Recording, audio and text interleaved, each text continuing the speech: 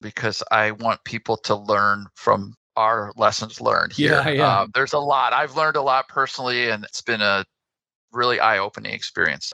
And I want to clarify, this is a mega project. This isn't a $2 million project, right? This is in another category.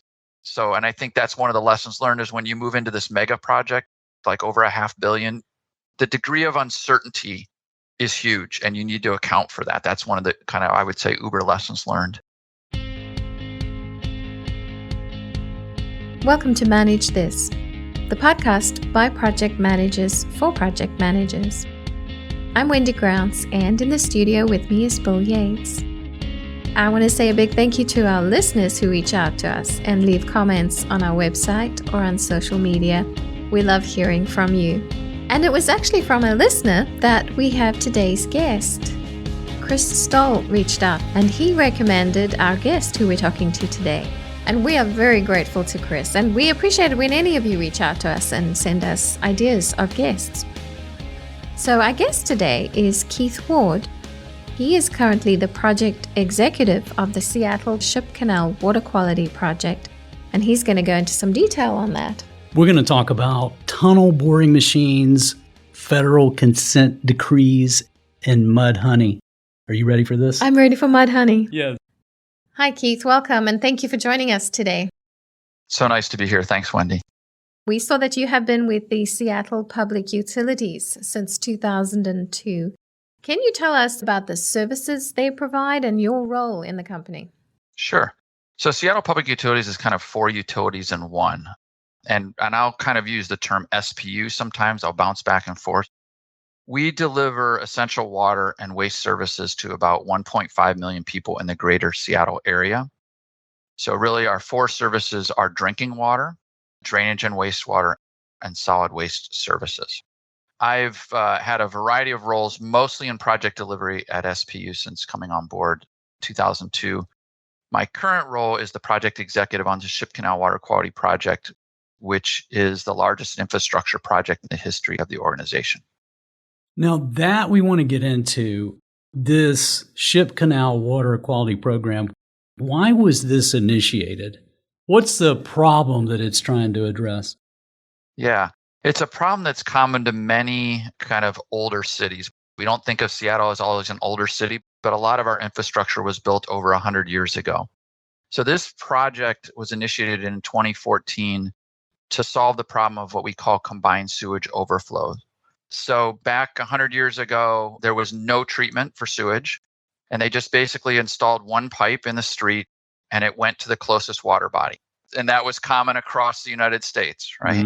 It's hard to imagine, but that was it, right? That was the solution. Exactly. And there's caused all kinds of problems with cholera and all kinds of different issues. So this pipe has to convey both sewage and stormwater from the streets and houses. And it's really the stormwater that's one of the biggest problems, because in large storm events, all this stormwater or drainage comes into these pipes, which now we've hooked all these pipes up to tunnels, which eventually go to a wastewater treatment plant that the county owns. So on a dry day or a small storm, all this, it's treated and then it's discharged just like we want. But on really large flows, large rain events, it overwhelms the system, and we either have to back up into residents and businesses or have it come out of the street, or we have the city of Seattle has 82 overflow points across the city. King County, our partner, has 35. We need to basically overflow this, and that's can be harmful to fish, wildlife, and swimmers. So both agencies, the city of Seattle and King County, are under federal consent decrees to reduce the number of these overflows. And like I said, most agencies across the nation have been or are under similar consent decrees to fix these historical problems. So the Ship Canal is a local waterway and the focus of this project. Currently, combined sewage overflows occur about 104 times per year on average. And in 2020, these overflows represented about 56 million gallons of this polluted stormwater and sewage out of our 85 million gallons total. So this project will protect our waterways, keeping this polluted stormwater and sewage out, and improve public health by bringing these overflows down to less than 1 per overflow. So we have 6 overflow locations. We're going to take them from 104 down to 6 And that will keep an average of more than 75 million gallons of combined sewage overflow out of this local waterway. So that's the problem that we're trying to fix. And then let me just explain really quick the project itself. And had I been involved earlier, I would have called the Ship Canal Water Quality Program, because it's really a program of 4 major construction projects. In over a 7-year period, we will end up constructing a 2.7 mile long, 18-foot, 10-inch diameter storage tunnel. And this diameter is about the same as your standard transit tunnel. So if you've ever been on a subway tunnel, that's about an 18-foot 10, kind of what we call your bread and butter. And that will provide about 30 million gallons of storage capacity that we can put this combined sewage overflow into during these storm events. In order to get it down into this deep tunnel, we have to install 5 deep drop shafts at 5 neighborhood sites across the city. These are vertical shafts that bring it down in and allow us to get in for maintenance. And then we actually have to connect some flows around these shafts into the shafts. So we're going to actually have 2 additional tunnels. So we actually have 3 tunnels overall on the project, about a 650-foot long and 2,000-foot long tunnels. One of these is underneath the ship canal. That's currently actually being mined right now. And once we finish all of our tunnels, we will basically, in our shaft that we're using for all the tunneling, when they're finished, we will build a 12 million gallon per day pump station that will basically drain the tunnel when the treatment plant is ready, so that we can get ready for the next storm. So that's the entire program. I've just got to bring this up because Seattle is a beautiful city, one of the most beautiful cities, certainly in the U.S., if not in the world. There's water all around it. There's Puget Sound, there's Lake Washington, the ocean. It's just gorgeous. And I think about what you're doing. You're preserving the beauty of Seattle and the water that is there. So you guys chose tunnels instead of tanks, which I appreciate because, no matter what kind of artwork you put on it, a tank is still a tank. Talk about the complexity that was added by choosing tunnels instead of tanks. Sure. These were early decisions between the 2 agencies and when they decided to kind of come together. Started back in 2013. So we have different tools in our toolbox to solve this problem. When you get really large volumes like this, you need to go to what we call storage or tanks. These generally in an urban environment would be underground concrete tanks. So we were kind of looking at installing at each of these 6 locations underground storage tanks, but you need a lot of property to do that. So we would have had to condemn private property, and there would have been a lot of construction impacts, much more than when you're doing a tunnel. So that led us to start thinking about, first of all, a tunnel and then a shared tunnel. And the costs ended up being about the same. We ended up going down the shared tunnel route because it would be much less impact for the local communities, less condemnation, and actually because it's over 3 miles, it gives us more operational flexibility because what we're starting to see is kind of storm patterns changing where we get these micro storms. So on one end of the tunnel, we may get a really hard storm, and on the other end, it's not as bad. So instead of just having 1 tank, we can put more into the tunnel at that specific location. We did a podcast a while back with the Atlanta Watershed Project. They described using a tunnel boring machine to work through the tunnels that they're building here in Atlanta. So now I know you guys are using a tunnel boring machine as well to make your tunnels. Won't you just briefly describe for our listeners how a tunnel boring machine works? So yes, we actually will end up using 3 tunnel boring machines to make our 3 tunnels. But by far our most important is our 2.7 mile long tunnel. And each tunnel boring machine is slightly different, but I'll explain our biggest. It's just unbelievably fascinating and amazing. And I am not a tunneler by trade, but every day I learn more. I think what's also fascinating are the logistics. So if you think about a tunnel boring machine, it's actually a whole system. It's 450 feet long. So it includes not only the machine that mines, in our case, soil. We're going through very hard soil, not rock. But also behind it are 11 support cars. And these build the tunnel behind the machine because the machine pushes itself off the completed tunnel to move forward. These cars also provide power, ventilation, and many other things that keep the tunneling going. In order to remove the soil, we're actually going to be installing a railroad in the tunnel behind the tunnel boring machine, which will bring the soil back to our 90-foot deep launch shaft. And then we have a 50-ton crane that goes down and picks up the soil, brings it to the surface. And at night, about 30 trucks a day will remove it for disposal. So all those logistics have to be happening. We're going to be going through soils that have been overlaid by glaciers. Seattle was kind of compacted by glaciers about 15,000 years ago, but we have a lot of different soil and groundwater conditions. So this machine was specifically designed for those soil and groundwater conditions. And one concern that always comes up is settlement, voiding, and those kind of things. So we've heavily instrumented the machine, and we've installed devices in the ground along the tunnel alignment so that we can see real time if there's any issues. And then we also have tunneling experts that are working for us as the owner's team in the tunnel boring machine at all times. So right now, this time today, we're about 450 feet into our 13,000 lineal foot long tunnel. So we're just starting our tunneling journey. That's amazing. So 450 feet in, and the TBM itself is about 450 feet. So it's just getting under. Exactly. And, one of the kind of challenging things that I didn't realize is our shaft that everything is coming in and out of is only an 80-foot diameter. So they couldn't start with the entire tunnel boring machine together. Yes. So they have parts of it up at the surface and parts of it down in the shaft, and they have these umbilicals going back and forth. So it's fascinating. That's amazing. Yeah. So a fun fact with the guys here in Atlanta, they called their tunnel boring machine Driller Mike.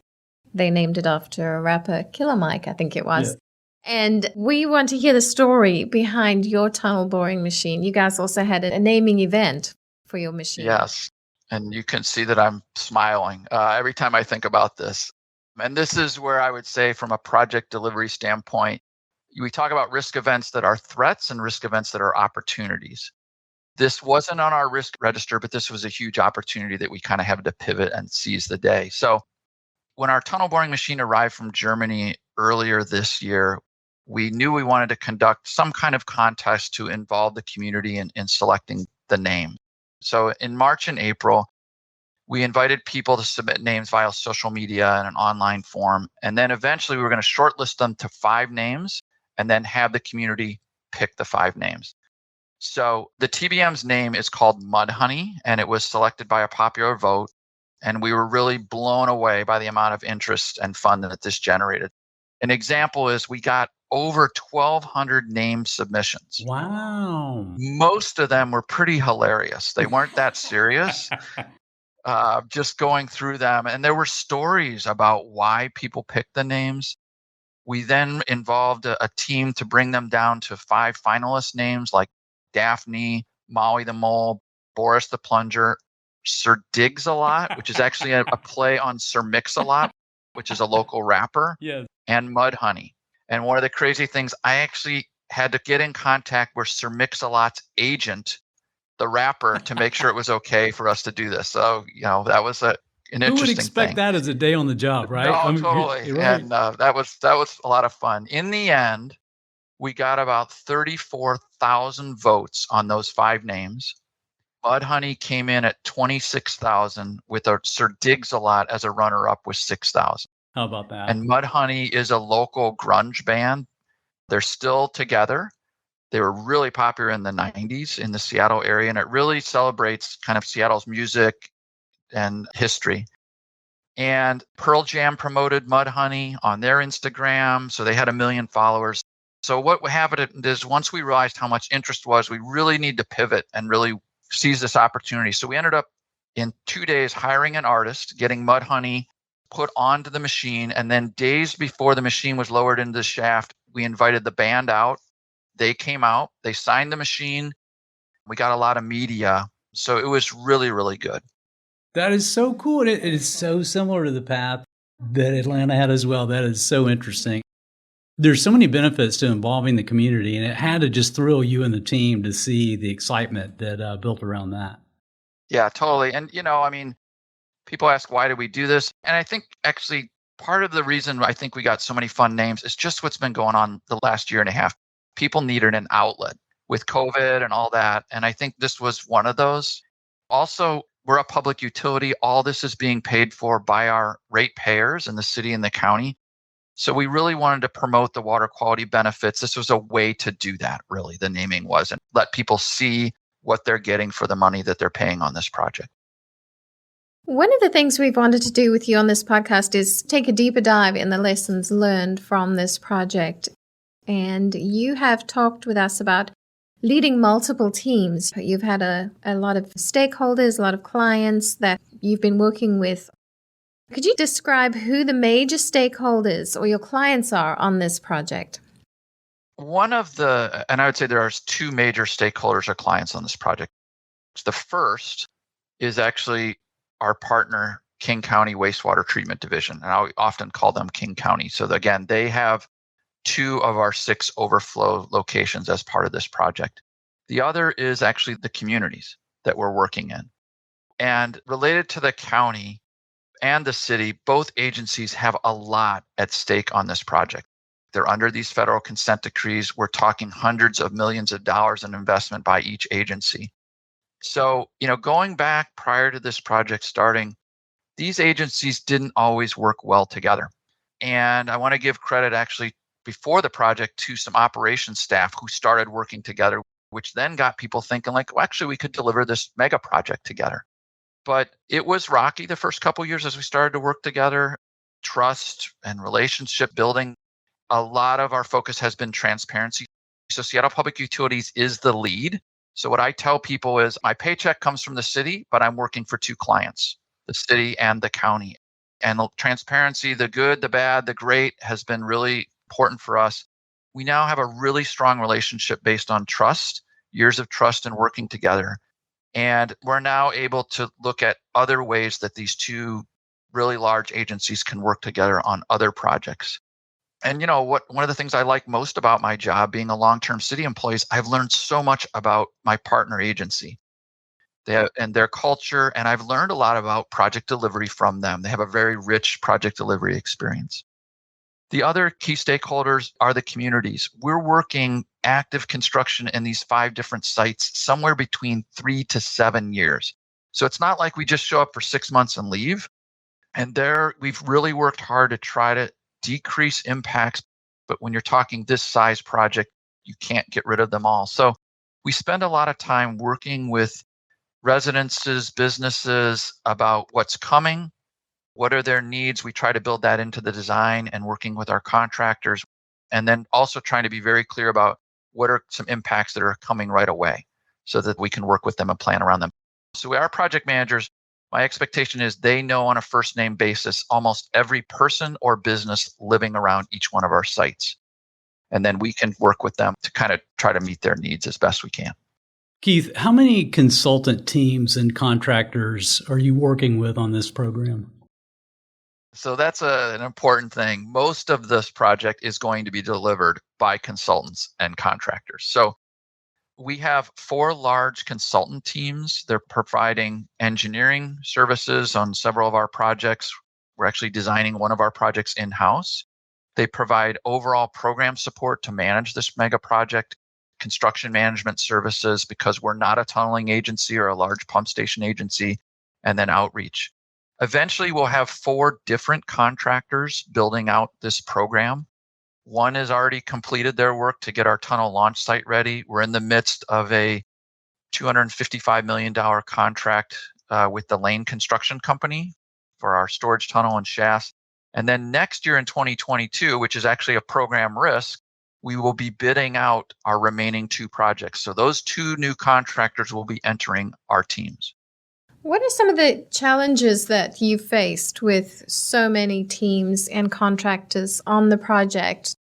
Some of the lessons that you've learned on overcoming the challenges of this project. Overall, if I add up the math, there are 10 different organizations that have to work together to successfully deliver this project. We realized that early on in about 2017 as we were kind of re-estimating the project and looking at it. And so each of those organizations have their own culture and values. And so we stepped back and we did some really good work. I'm really proud of working with, at that time, just our consultants and our 2 owner agencies to develop with the leaders our shared values. And these are values that we should all expect everyone to be operating under for this project. And those values, just to give you an example, are accountability, empathy, integrity, adaptability and flexibility, safety, wellness, and leadership. So for each of these values, there are actions that you can expect to see if someone is doing these values. And we spend a lot of time continuously reinforcing these, kind of like when we start meetings, we have meeting moments, and we kind of go over the 6 values periodically. We are using an outside partnering expert to help us, certainly on our really large construction projects. But even with our consultant teams, I've never done this before. We're talking about partnering because we have 8 to 10-year relationships with these organizations. And I really believe strongly that this work, which takes effort, has really allowed us to overall increase our productivity, decrease our claims, rework schedule issues, and really move forward. Our work with Lane right now is just incredible. We're working hand in hand with them to deliver this project, and it's tough. You run into problems every day, but we just continually keep working through them. And then I was just going to say, safety and wellness for me as a leader is something I'm really passionate about. And I'm really happy to report so far we have about 750,000 hours worked on the project. To date, we have no lost time due to injuries, and the wellness, with the pandemic and all, we've really been focusing on that a lot. That's fantastic. Keith, I applaud the effort and just the thoughtfulness put into this. Many times you think of a contractor or a partner as somebody that, okay, we're going to work with this group for 6 months, maybe a year and a half, and then we go our separate ways. We all have our responsibilities in our different cultures, different motivations. But you're right. I mean, this is such a mega project. It's a long-term program. So the thought of, okay, let's go into this as one team. How can we be healthy as a team made up of 10 organizations? That's a great approach. Great lesson learned. So how was this project funded? Where's the money coming from? Oh, yeah, we need money. Yeah. So both Seattle Public Utilities and King County Wastewater Treatment Division are public utilities. So we generally fund our capital projects by a mix of cash from our rates and also long-term debt. Affordability is a huge focus for both of our organizations, and both agencies have really pushed the envelope to look at ways that we can decrease our rates to our ratepayers. So for this project, we've gone out together and secured over $408 million of low interest federal loans out of our $570 million budget. As opposed to going out to the municipal bond market, those low interest rate loans will save our ratepayers about $118 million in long-term financing costs. So this is a huge, big win for us. It took time and energy when you're trying to deliver a project to go out and get loans and things like that. But it's really the right thing for our ratepayers because rates have had to go up for both agencies to pay for this mega project and other projects in our combined sewage overflow program. You have mentioned the federal consent decree. Can you describe what that is and how it impacted your project? Sure. So the federal consent decree, really, this project falls under the 1972 Clean Water Act by the EPA. And what happens is the EPA generally delegates administrative authority to each different state. So in the state of Washington, we have a performance requirement that we need to bring our overflows down to no more than 1 overflow per year on a 20-year moving average at each overflow location. So that's our performance requirement. Bring it down to a frequency of less than 1 per year. Along with that are some schedule milestones that we have to hit. The biggest and most important is we have to have the entire system constructed and to be able to operate it by the end of 2025, about 4.5 years from now. So if you think about it from a project management standpoint, our performance requirement is locked in. We can't change that. Our schedule is locked in and we can't change that. So really, that's what we're managing towards. And we're trying to keep costs under control and risks. You think about the triangle and quality to still meet those. Those are kind of our main key things that we need to hit. So we've been doing a lot of, I would call it value engineering or thinking about innovative ways to deliver the project to try to keep costs down. One example was we actually were able to bring the depth of the tunnel up in elevation by figuring out a different way to get over another tunnel. There's a lot of tunnels in Seattle. Okay. And that decreased the amount of course, depth that we had to do for these drop shafts to go down to the tunnel. The other thing is trying to be open to new ideas. Our contractor, when they launched Mudhoney, they used a technique which has never been done in the United States. And we talked with them about that. We interviewed other owners, and it's been very successful. The machine launched perfectly right out of the shaft. That can be a challenge. And so we're trying to think of innovation and be open to innovation as well. Keith, I'm kind of blown away looking at this program. And all right, $570 million US dollars for a budget. We're standing here today in 2021, and this goes way back. So if I'm asked to estimate a program of this magnitude and this length, an 11-year mega program, how do I come up with a dollar amount and then go get funding for it? So walk us through what you understand was the original budget and then where we are today, and help us understand what kind of estimating methods or tips do you have based on some of that? Yeah, I'm so glad you asked this question because I want people to learn from our lessons learned here. Yeah. There's a lot. I've learned a lot personally, and it's been a really eye-opening experience. And I want to clarify, this is a mega project. This isn't a $2 million project, right? This is in another category. So, and I think that's one of the lessons learned is when you move into this mega project, like over $500 million, the degree of uncertainty is huge, and you need to account for that. That's one of the kind of, I would say, uber lessons learned. The original baseline budget for this project was $423 million. And there was a range that was put on top of that. So what they did is they kind of used the American Association of Cost Engineering, AACE ranges, like a class 4 estimate. You have this kind of cone uncertainty, right? You have early on in a project a very large range, and as you get down into more detailed design, it gets down. The range was plus 30%, minus 20%. So that generated a point estimate of $423 million with a range between $338 million and $550 million. Of course, what does everyone remember? The $423 million, right? And this is the lessons learned, right? It's around communication as a project manager. The agencies started negotiating how they were going to work together, a cost sharing for this project. Ultimately, and that started in 2013, 2014, it was eventually ratified. It was approved by both councils, and it established a cost share of about 65% for the city on the $423 million and about 35% for the county. It also described the roles and responsibilities, ownership of the volumes, how much each agency got of the tunnel, and the long-term operation. It's important to note that that estimate was based on a 14-foot diameter tunnel. And if you remember what an 1810, so I'll talk about what changed. And it also, and Bill used the term one team a couple minutes ago, it established the beginnings of a one team culture and how we should work together. We kind of took it further when we talked about these values. So overall, this budget was generated more on kind of parametric cost estimating based on tunneling and pump stations, very early level planning estimate. And then we have our own cost estimating guide within the agencies, and we look at set percentages for allied costs or soft costs, labor costs, and folks use those.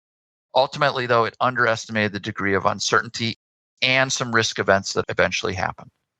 About 2 years into the program, the costs changed. Can you walk us through this scenario and how you guys got there?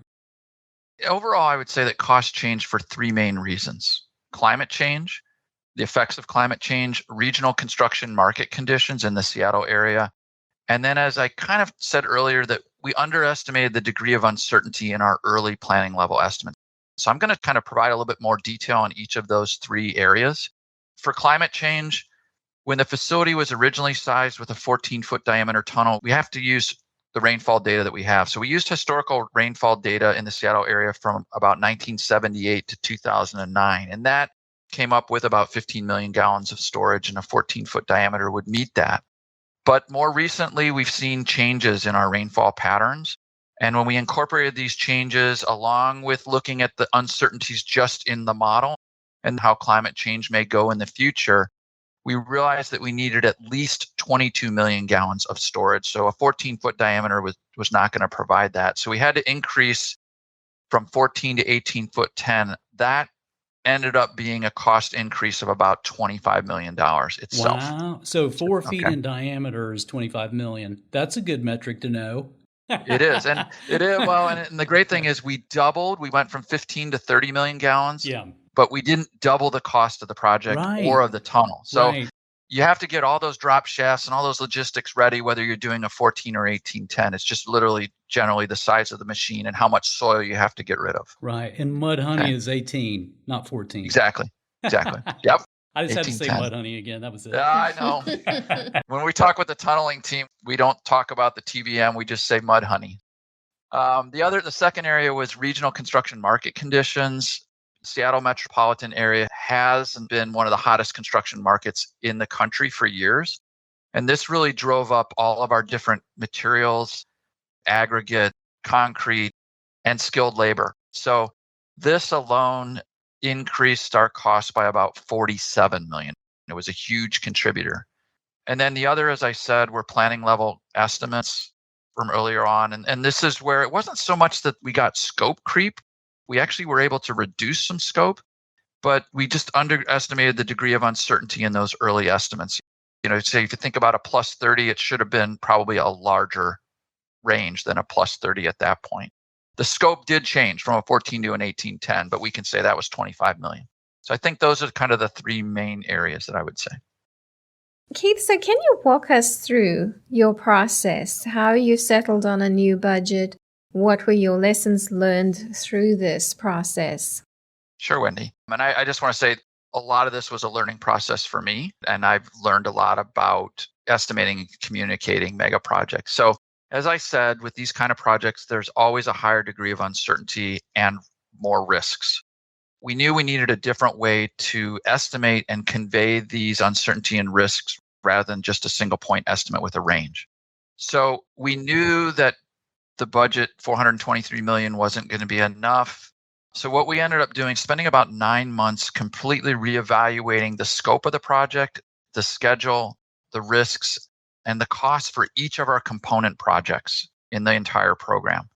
One of the biggest challenges was because of the consent decree, we had a fixed deadline. So we were trying to deliver and keep moving forward with our designs and construction while off to the side re-estimating everything. And it was really all hands on deck. We got a lot of consultant support, but you still need the estimators and the designers. We really worked with cost estimating experts that we brought in to co-locate with us who really followed the American Association of Cost Estimating methodology and recommended practices. And what we ended up doing is 4 main steps. So we worked with each of the project teams to bring together all of their cost estimates and scopes into a common format and develop a basis of estimate for each project. So we really didn't actually have common formatting between our different consultants and our cost estimators. And then what we ended up doing is making sure that we generally had as much as everything covered and looked at maybe in some cases we found multiple teams were budgeting for multiple pieces of scope, and that was adding costs. So we tried to pull those out. And what we ended up doing is bringing all this together. And in the 2018, when we finished this effort, we estimated if we did the entire project in that year, it would be $464 million. But of course, we're going to have to do this between 2018 and 2019 and 2025. And I'll get to that in a second around escalation. The other thing we did is we conducted a lot of risk and schedule workshops with subject matter experts in the different fields, including the design and construction of tunnels and pump stations, just to verify. And we learned a lot more about our risks that could impact schedule or costs. We also work with experts to develop a new escalation rate for the overall project based on, as I said, those regional construction market conditions, because they were much higher than we originally estimated. When the original $423 million estimate was developed, we used an escalation rate overall of about 1.6%. When we finished this work, this reevaluation work, we realized it needed to be 3.9%. So overall, if we take that $464 million in 1 year and spread it out over the remaining years, just the escalation was $60 million alone. And what we found out is the impact of schedule delays. We found out that if we delayed any critical path of the project, it was an additional $1.3 million of escalation alone. So that really garnered all of our elected officials and our executives to really support this project even more and to keep us on track. So we were able to convey the impact of schedule delays. And then lastly, we brought all this together, the base costs, our uncertainties, our risks, into a Monte Carlo analysis. And you've probably talked about this with other people, and I just want to say this is a special kind of analysis for a larger project. It really allows you to develop kind of a probability curve eventually for your cost estimates, so you can get different cost estimates for different cost confidences. And that allowed us to basically talk with our key stakeholders, where did we want to budget this project? And it was a negotiation. Of course, my role is to successfully deliver it. So I need to have enough budget to be fairly confident, but you don't want to be 100% confident because then you're tying up all this money for all these other projects. Ultimately settled on a budget of $570 million at a 65% confidence. And I'm happy to report that we're a slightly higher confidence of that. We're about a 65, 67% right now. So we're still on track for that. That's fantastic. Most agencies budget on a mega project between 50 and 80%. Okay. Yeah. That is awesome. So Monte Carlo analysis is usually a computer simulation. You never do this by hand. Computer model runs through thousands of iterations to come up with, just like you said, it's like, okay, there are two variables. There's confidence, what's the likelihood, and then what is the result? And in this case, it's the budget, the $570 million. So, many people can relate to this as, okay, what about my personal finances? When can I retire? Yep. So somebody runs a simulation and says, okay, if you want to have $1 million in savings when you retire, how likely is it that you're going to hit that? And then based on what you're making today and what you have in the market, this is the likelihood that you'll hit that target. So to your point, the $570 million and the 65% confidence, right? You have to know those two keys. So then you, as the manager of this, can, okay, now I've got my marching orders. Now I know what I need to abide by. Exactly. And every month I report our confidence on that budget. Also, because we looked at the schedule impact of our risk events, we're able to also evaluate the confidence to successfully complete it by our regulatory milestones. So right today, we're 74% confident that we can complete the project by the end of 2025. So we watch cost and schedule confidence. Of course, most people look at cost, but we're focusing on both. One lesson learned of all this continually is in front of me is when you go to estimating and communicating a confidence-based budget, most people are not used to this. And it's taken a lot of time talking with elected official, board members, the media about what this means. But you're also able to say what risk events are in the amount of the budget that you're not budgeting. So I can say which risk events will definitely push us over the 570 in that 35% possibility that we won't meet our budget. But it's been a constant thing because most people, when we reduce scope and we take money out of the project, they want to drop the project budget. But we don't want to, we basically want to improve our confidence by keeping that funding in the project in our contingency up to a certain point. Yeah. And I think, Keith, what's different with this program than many we talk about on this podcast is just the length of it, not just the budget, but the length. And because of just how long it is, that's where that confidence level comes in. It comes in over and over, and you have to recompute it and make sure that you're still on target with that. Exactly. Yeah. And we recalculate it probably about every 6 months. We actually do risk workshops with our teams. They're facilitated, and then we kind of update the previous model. So we're not looking at it all the time. One of the things that we do spend a lot of time is every month we're tracking any kind of potential or in progress change from the kind of construction. And we use that to kind of look at how that might be impacting our confidence. And then we rerun the model every 6 months or so. That's the beauty. Again, you can almost think of it as an Excel model. Once you have your data in there, unless something has changed, you just update with actuals and you rerun it and let it go do its thing. So yeah, that's great. Keith, before we let you go, Do you have any final words of advice, something that you could share, some tips to our younger project managers who may be beginning their careers? Do you have some good advice for them? I mean, I have to say this. I'm an engineer by background, and I really got into project management. I didn't realize it. I think it's the greatest field in the world. Project and program management is so rewarding when you lead a team to successfully deliver a project, but it can be really tough, and it really requires a lot of excellent communication and leadership skills.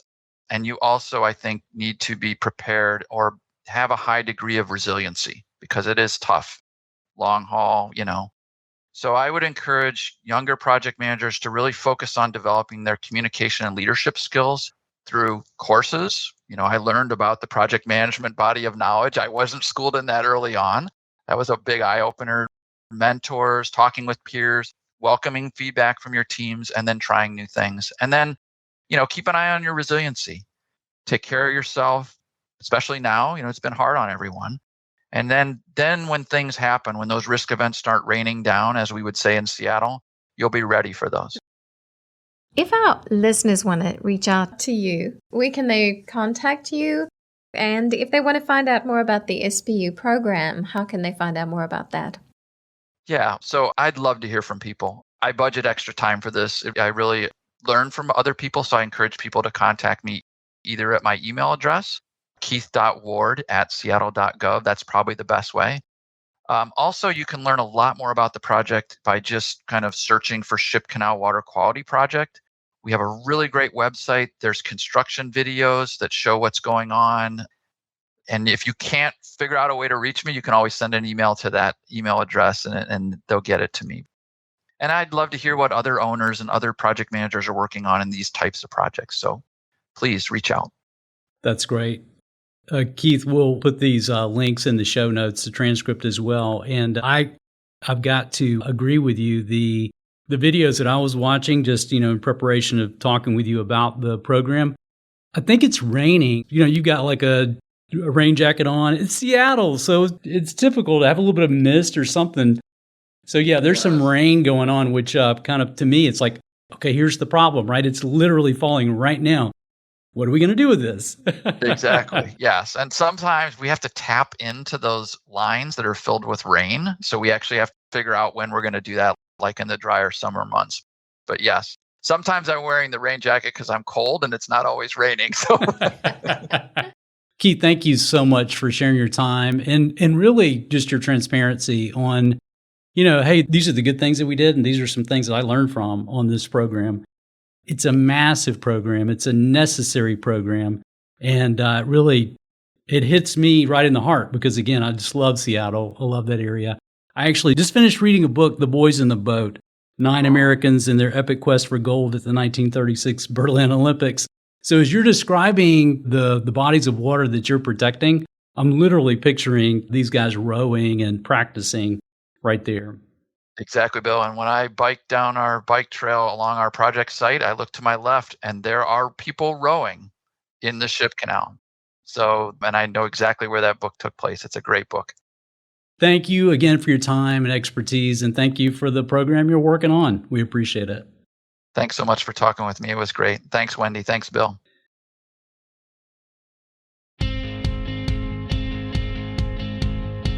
That's it for us here on Manage This. Thank you for joining us. To subscribe to this podcast or see a complete transcript of the show, you can do that at our website, velociteach.com. And you just earned some professional development units by listening to this podcast. To claim them, go to velociteach.com, choose Manage This Podcast from the top of the page, click the button that says Claim PDUs, and follow through the steps. Make sure not to use the autofill, but type in Velociteach and the title when you are submitting your PDUs. Until next time, keep calm and manage this.